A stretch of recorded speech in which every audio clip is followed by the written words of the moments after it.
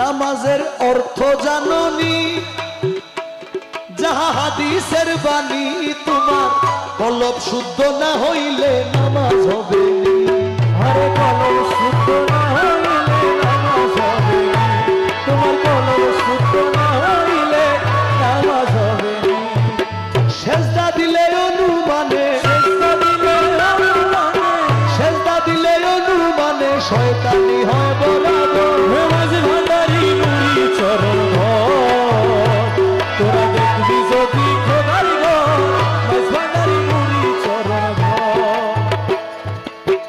অধীন আমিনে বলে বন্ধু শুনেন সকলে, ওরে কামেল পীরের তোয়াজুতে কষ্ট যায় ভুলে। আরে কামেল পীর